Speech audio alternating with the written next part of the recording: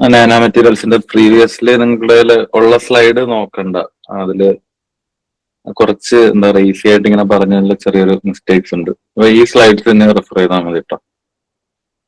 Okay, so basically nano materials എന്ന് പറയുമ്പോൾ നമുക്കറിയാം നാനോ എന്ന് പറയുമ്പോൾ 10⁻⁹ നാനോമീറ്റർ എന്ന് പറയുമ്പോൾ 10⁻⁹ മീറ്റർ ആണ്. ആ ഒരു റേഞ്ചിൽ പാർട്ടിക്കിൾ, അതായത് 1 to 100 നാനോമീറ്റർ സ്കെയിലില് പാർട്ടിക്കിൾ സൈസ് വരുന്ന മെറ്റീരിയൽസിനാണ് നമ്മൾ നാനോ മെറ്റീരിയൽസ് എന്ന് പറയാം. So these are materials engineered or occurring naturally at the nanoscale, typically less than 100 nanometer in size. ഇതും ക്വസ്റ്റ്യൻ ആണ് കേട്ടോ. 1 to 100 നാനോമീറ്ററിന്റെ അകത്ത് പാർട്ടിക്കിൾ സൈസ് വരുന്ന മെറ്റീരിയൽസിനെയാണ് നമ്മൾ നാനോ മെറ്റീരിയൽസ് എന്ന് പറയുന്നത്. അതോട് നോട്ട് ചെയ്യാം. And at this scale, material exhibit unique properties such as enhanced strength, improved conductivity, and altered optical characteristics that differ significantly from their bulk counterparts. നമ്മൾ അങ്ങോട്ട് മുമ്പ് പഠിക്കും. ഓരോ ഇപ്പോ ഗോൾഡിന്റെ തന്നെ നാനോ പാർട്ടിക്കിൾസ് ഉണ്ട്. Gold nano particles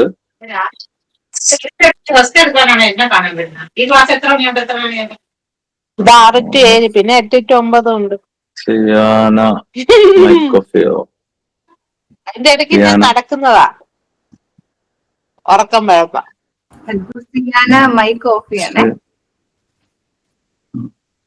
okay, so gold nano particles. അപ്പൊ ഗോൾഡിന്റെ നാനോ പാർട്ടിക്കിൾസ് എടുത്തു കഴിഞ്ഞാൽ അതിന്റെ കൗണ്ടർ പാർട്ട് എന്ന് പറയുന്നത് ഗോൾഡ് ആണ്.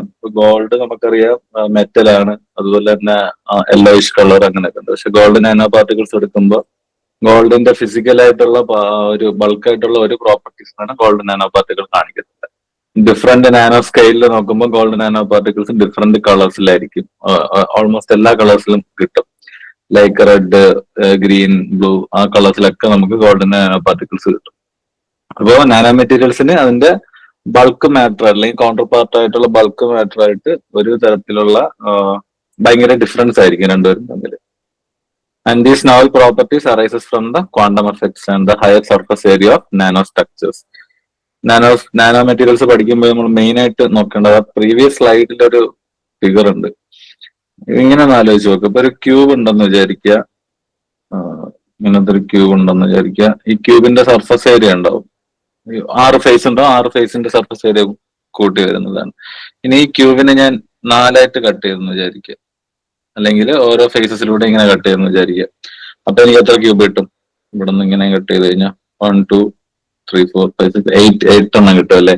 ഈ 8 എണ്ണത്തിന്റെ സർഫസ് ഏരിയ കൂടുതലായിരിക്കും. കാരണം ഈ ഒരു ചെറിയ ക്യൂബ് ഞാൻ പുറത്തോട്ട് എടുക്കുന്ന സമയത്ത് ഈ ക്യൂബിന്റെ അകത്ത് കുറച്ച് സ്പേസ് ഉണ്ടാവുമല്ലോ.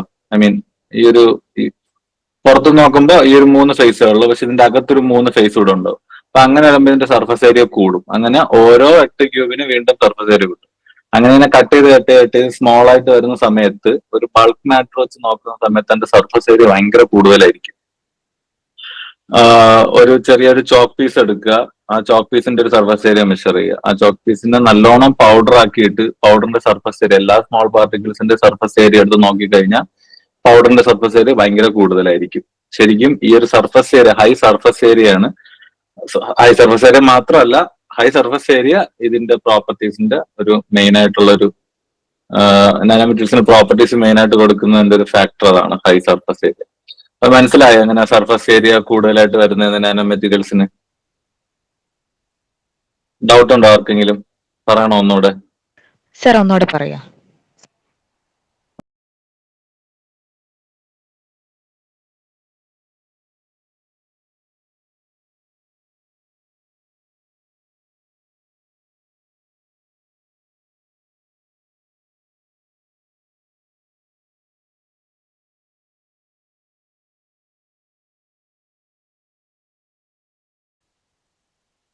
യെസ്.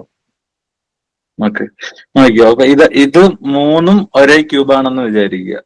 ഓക്കെ, ഇത് 3ഉം സെയിം ക്യൂബാണ്. അപ്പൊ ഇതാണ് ബൾക്ക് മാറ്റർ ആയിട്ട് കൺസിഡർ ചെയ്യുക. അപ്പൊ ഇതിന്റെ കൂടെ 1 1 1 എന്ന് പറയുമ്പോൾ ഇതിന്റെ ഏരിയ എന്ന് പറയുന്നത് സർഫസ് ഏരിയ എന്ന് പറയുമ്പോൾ എന്തായിരിക്കും?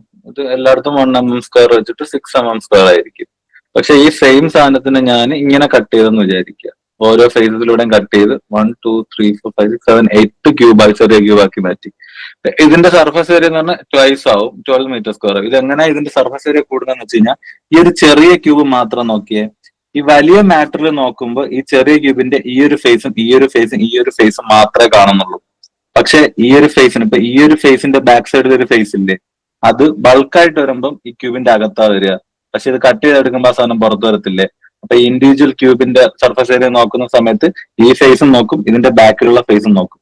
അതുപോലെ ഈ ഫേസിന്റെയും ബാക്ക് സൈഡിൽ ഇവിടെ ഒരു ഫേസ് ഉണ്ടാവും, ഈ ടോപ്പിലുള്ളതിന്റെ ഫേസിലും ബോട്ടത്തിലുണ്ടാവും. ഇങ്ങനെ എല്ലാവർക്കും ഉണ്ടാവും. എല്ലാ ക്യൂബിനും അകത്തുള്ള ഒരു സ്പേസ് സർഫസ് ഏരിയ ആയിട്ട് വരും. അത് സെയിം തന്നെയാണ് തിരിച്ച് ചെറുതാക്കും തോറും. നമ്മൾ എത്രത്തോളം കട്ട് ചെയ്യുന്നു അപ്പൊ അകത്തുള്ള ഏരിയ അത്രയും പുറത്തോട്ട് വരും. മനസ്സിലായോ?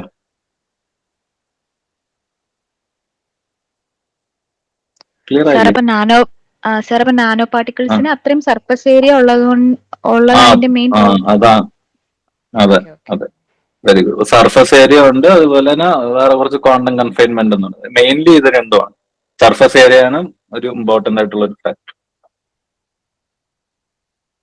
അതായത് ഈ നാനോ മെറ്റീരിയൽസിന്റെ മെയിൻ ആപ്ലിക്കേഷൻസിൽ വരുന്ന ഒരു സാധനമാണ് ഈ കാറ്റലിസ്റ്റ് ആയിട്ട് യൂസ് ചെയ്യാൻ പറ്റും കെമിക്കൽ റിയാക്ഷൻസിൽ. കെമിക്കൽ റിയാക്ഷൻസിൽ എപ്പോഴും സർഫസ് ഏരിയ കുറഞ്ഞിരിക്കുമ്പോൾ റിയാക്ടിവിറ്റി കൂടുതലായിരിക്കും. നമുക്കറിയാവുന്നല്ലോ. അതായത് ഇപ്പൊ ഒരു കല്ലുപ്പ് വെള്ളത്തിലിടുന്നതും പൊടിയുപ്പ് ആ സെയിം ക്വാണ്ടിറ്റി അല്ലെങ്കിൽ സെയിം സൈസിലുള്ള പൊടിയുപ്പ് വെള്ളത്തിലിട്ട ഏറ്റവും പെട്ടെന്ന് ഡിസോൾവ് ആവുന്ന ആരായിരിക്കും? പൊടിയുപ്പായിരിക്കും. എന്തുകൊണ്ടാ? അതിന് സർഫസ് ഏരിയ കൂടുതലാണ്, പെട്ടെന്ന് വാട്ടറുമായിട്ട് ഹൈഡ്രജൻ ബോൺസ് ഉണ്ടാക്കും, അങ്ങനെ റിയാക്ട് ചെയ്ത് പോകുന്നതാണ്. ആ സെയിം ഫിനോമിന തന്നെയാണ് ഇവിടെ വരുന്നത്. എപ്പോഴും സർഫസ് ഏരിയ കൂടുന്നതിനനുസരിച്ച് റിയാക്ടിവിറ്റി ഹയർ ആയിരിക്കും.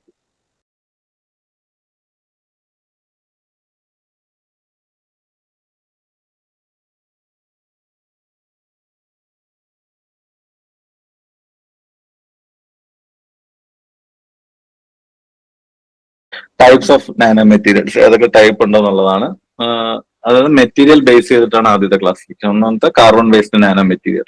മോസ്റ്റ് കോമൺ ഒരുപാട് യൂസ് ചെയ്യുന്ന ഒരു സാധനമാണ് കാർബൺ ബേസ്ഡ് നാനോ മെറ്റീരിയൽസ്. ഈ കാർബൺ ബേസ്ഡ് നാനോ മെറ്റീരിയൽ എല്ലാ ഡയമെൻഷനിലും കാണാൻ പറ്റും. 0 ഡയമെൻഷനിലും 1 ഡയമെൻഷനിലും 2 ഡയമെൻഷനിലും 3 ഡയമെൻഷനിലും എല്ലാ ഡയമെൻഷൻസിലും കാർബൺ ബേസ്ഡ് നാനോ മെറ്റീരിയൽസ് നമുക്ക് കാണാൻ പറ്റും. ഫസ്റ്റ് എന്റെ എക്സാമ്പിൾ വരുന്ന ഫുള്ളറിൻ ആണ്. ഫുള്ളറിൻ ആരാ കണ്ടുപിടിച്ചെന്ന് അറിയാം?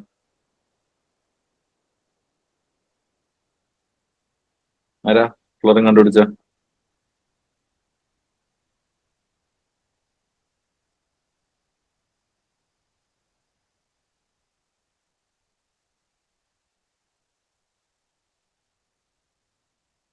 അറിയില്ലേ? Richard Feynman. Richard Feynman. എനിക്കും കൺഫ്യൂഷൻ ആയി. റിച്ചാർഡ് സ്മാലി അല്ലേ? സ്മാലി എന്ന് പറഞ്ഞിട്ട് നോക്കട്ടെ. റിച്ചാർഡ് സ്മാലി എന്നാണ് തോന്നുന്നത് കേട്ടോ.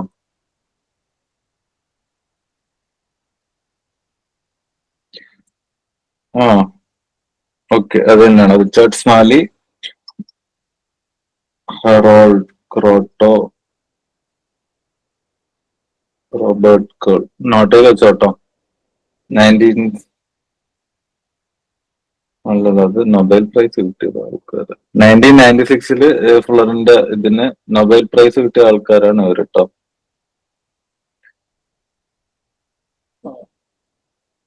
അത് ഈ പറഞ്ഞ ആള് ആരാ പറഞ്ഞ? നെഫ്സി ആണോ? അതൊന്ന് നോട്ട് ചെക്ക് ചെയ്തോളൂ കേട്ടോ. റിച്ചാർഡ് സ്മാലി എന്നാണ് എനിക്ക് തോന്നുന്നത്. നോട്ട് ചെയ്ത് എന്തെങ്കിലും കറക്ഷൻ ഉണ്ടെങ്കിൽ ഗ്രൂപ്പിൽ എന്തെങ്കിലും പറഞ്ഞാൽ മതി. Okay, fine. സോ ഫുള്ളറിൻ എന്നാണ് ബക്മിൻസ്റ്റർ ഫുള്ളറിൻ എന്നാണ് എന്റെ ഫുൾ നെയിം വരിക. ഒരു 60 കാർബൺ ആയിട്ടുള്ള ഒരു ഫുട്ബോൾ കണക്കിന് ഇരിക്കുന്ന ഒരു കണ്ടിട്ടുണ്ടായിരിക്കും നിങ്ങള്. ഹെക്സഗൺസും പെന്റഗൺസും ഇങ്ങനെ കമ്പൈൻ ചെയ്ത് വരുന്ന ഒരു സ്ട്രക്ചറാണ് ഫുള്ളറിന് വരുന്നത്. അവിടെ ഒരു ചെറിയ ഇത് വരുന്നത് ഫുള്ളറിന് ഏത് ഡയമെൻഷനിൽ വരും എന്നുള്ളതാണ്. ഫുള്ളറിന് ഒരു എക്സെപ്ഷണൽ കേസ് പോലെ എടുക്കണം. ചില കേസസിൽ നമ്മൾ 0 ഡയമെൻഷനായിട്ട് കൺസിഡർ ചെയ്യും, ചില കേസിൽ 3 ഡയമെൻഷനായിട്ടും കൺസിഡർ ചെയ്യാൻ പറ്റും അതിന്റെ ഒരു സ്ട്രക്ചർ അനുസരിച്ച്. അസ് ഓഫ് നോ നിങ്ങൾ അതൊരു 0 ഡയമെൻഷനായിട്ട് പഠിച്ചാൽ മതി. ഓക്കെ, ചില കേസസിൽ നമുക്ക് അത്രയും ഡീറ്റെയിൽ ആയിട്ട് ചോദിക്കുമെന്ന് എനിക്കറിയില്ല.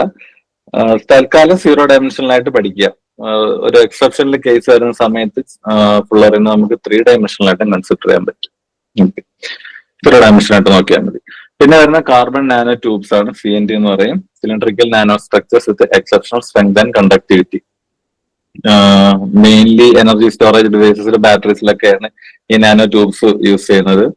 ഇതും രണ്ട് ടൈപ്പ് ഉണ്ട്, സിംഗിൾ വാൾഡ്. സാർ 1985 ഇത് കണ്ടുപിടിച്ച, നോബൽ കിട്ടിയത് 1996. Okay okay. ആൾക്കാർ ഇത് തന്നെയാണോ, ഇവർ തന്നെയാണോ കണ്ടുപിടിച്ചത്? അതെ അതെ. ഓക്കെ. 1896 നൊബേൽ പ്രൈസ്, 1985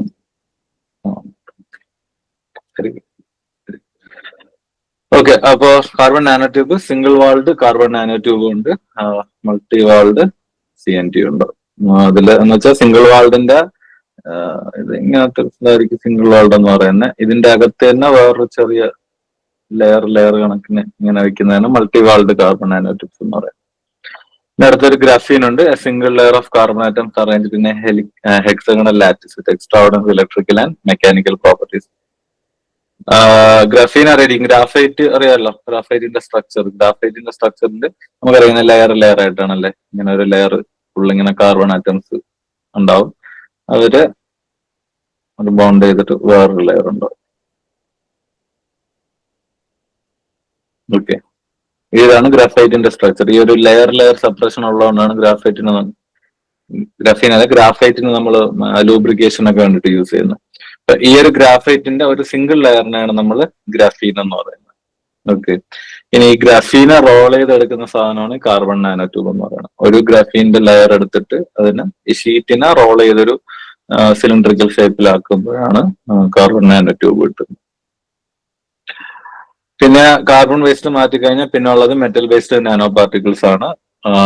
പറഞ്ഞ ഗോൾഡ്, സിൽവർ, പ്ലാറ്റിനം എല്ലാത്തിനും നാനോ സ്കെയിലിൽ നമുക്ക് മെറ്റൽ വേസ്റ്റ് നാനോ മെറ്റീരിയൽസ് കിട്ടും.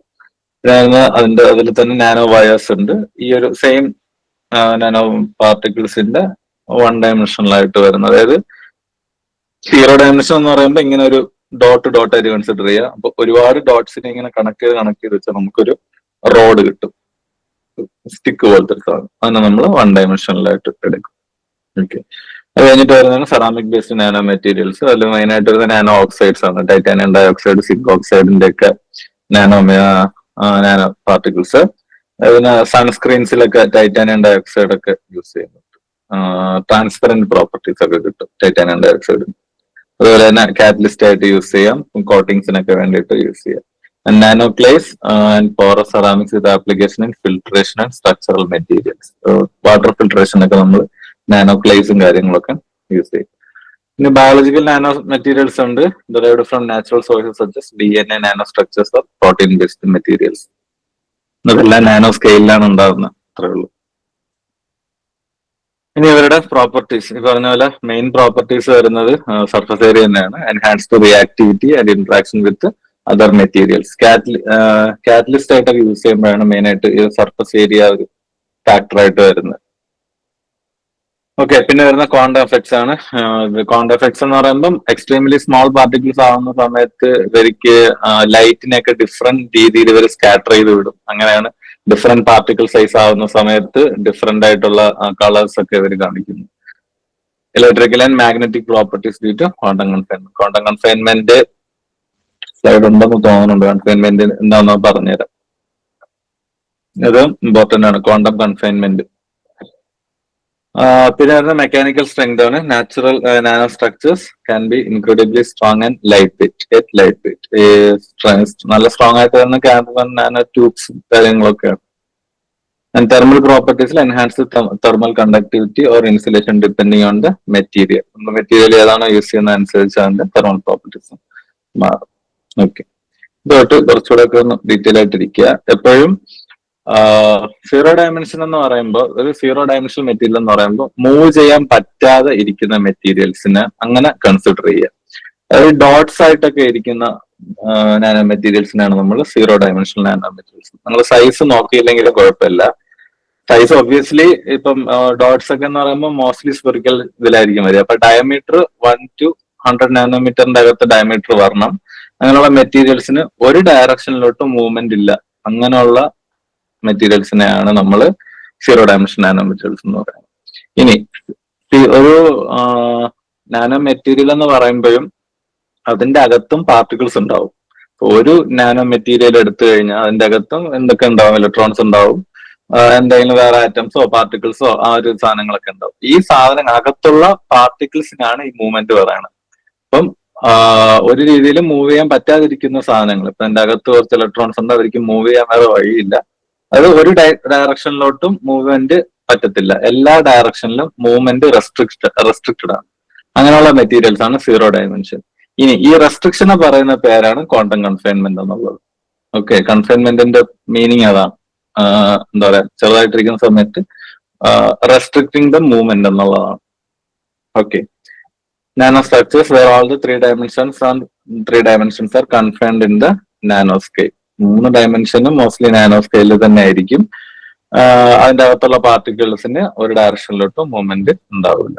These materials are typically represented as nanoparticles or quantum dots, which lack any free dimension for the movement beyond their nanoscale boundaries.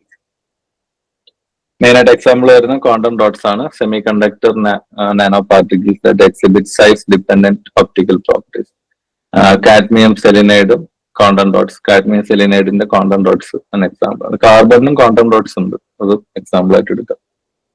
പിന്നെ വരുന്ന metal nano particles ആണ്. Gold, silver ഇവരൊക്കെയാണ് main ആയിട്ട് use ചെയ്യുന്നത്. Medical ആപ്ലിക്കേഷനും catalyst ഒക്കെ ആയിട്ടൊക്കെയാണ് ഗോൾഡിന്റെ സിൽവറിന്റെ ഒക്കെ നാനോ പാർട്ടിക്കിൾസ് യൂസ് ചെയ്യുന്നത്. കാർബൺ ബേസ്ഡ് വരുമ്പോൾ ഫുള്ളറിനും കാർബൺ ഡോട്ട്സ് ഒക്കെ അതിന്റെ എക്സാമ്പിൾ ആണ്.